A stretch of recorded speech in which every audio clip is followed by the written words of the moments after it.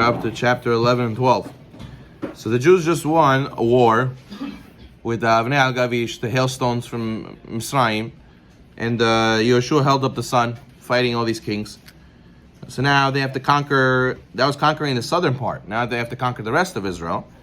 And again, a bunch of kings get together, and now they have a war. Excuse me. They have a war against horses and chariots. This is a different type of war they're going to fight now.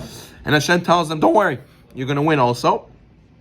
And they had to burn down the chariots and cut off the hooves of the horses. And that's what Yehoshua did. Now, interestingly, over here the Navi tells us that Yehoshua, when he would win this war, that's it. And then he could begin dividing Eretz Yisrael. That's it. The Eretz Yisrael is conquered. But the problem is that he knows that after he finishes dividing the land of Israel, he's going to die. He knows, just like Moses, he knows that when he brings them to the right before Eretz Yisrael, he's going to pass away. So too Yehoshua knew that once he fulfills his mission, he's going to pass away. And the Navi tells us that Yehoshua prolonged the war on purpose, in order that he shouldn't die right away. It's very interesting. Why would he do that? What, Yehoshua is selfish? He doesn't want to die. He says he wants to live longer. So the Midrash says that one of two things. Number one, Yehoshua knew that after Moses died, the level of leadership would drop tremendously, and the Jewish people could end up doing sins. Then you don't have a great leader as Moses anymore, so they're going to fall. Chas v'shalom. Yehoshua was nervous for the spirituality of the Jewish people as well. He didn't want to die, and then who knows who will be a leader, and who knows what will happen to the Jewish people. So therefore, all Yehoshua is alive, all these miracles are happening, the Jewish people believe in Hashem 100%. So Yehoshua wanted to keep this kind of a behavior going, so therefore he tried to prolong it. Another reason he died young, so Hashem punished him that he died young. Hashem made it that he didn't live until 120 like Moses.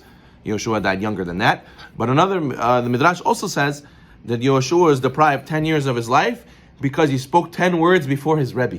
Meaning to say, in Chumash, in Sefer Dvarim, we know that Moshe sent for all the sages, and Eldad and Medad did not show up.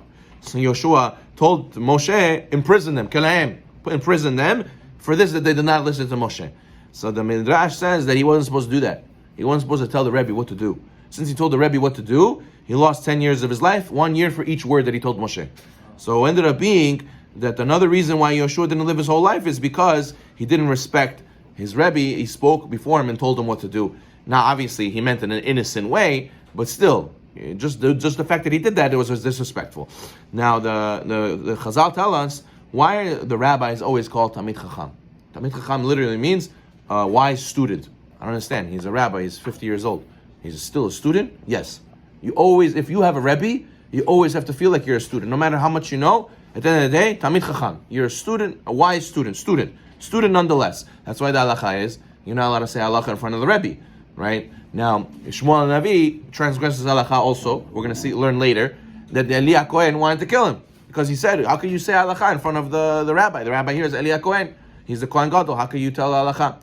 So therefore, you see, no matter who you are, you could be Shmuel Navi, you could be Yehoshua, telling Moshe, at the end of the day, Talmid Chacham, you have to be a student. Remember, you're a student, be humble, know your place, and if you start talking out of line, Chas v'shalom, disrespect to the rabbi, and disrespect to the Torah. So therefore, Hashem gets very meticulous about that. Okay, anyways, now we know that they're going to finish the war, they're going to win the war. The Chazal ask, why did Hashem make it that they had to fight so many wars? Just walk into Israel, waltz into Israel with miracles. Let all these hailstones fall from the sky, and God destroys Sodom. Let him destroy all these goyim like that, and take Eretz Canaan just like walk in the park. Why do you have to make a whole war? So that's why Chazal tell us in Sefer Brachot the 3 gifts that Hashem gave to the Jewish people, but each of them are acquired through suffering. It's Eretz Yisrael, Olam Haba, and Torah. You cannot acquire these things. The prerequisite to get these things is suffering. You have to push yourself. You have to work hard. So Torah, you have to struggle, wake up on time, come to the shiur, break your head, understand, sacrifice your time. Olam Haba, you have to push yourself to not do sins and do mitzvot, suffering, working hard. And Israel as well. Israel is not a walk in the park. You can't just waltz into Israel and say, Hashem, make miracles for us and let us get everything. In Israel, to live in Israel, even to make parnas in Israel, even to deal with the people in Israel, to find a place and to find yourself in Israel. It's suffering. It's a lot of suffering. You got to work very hard.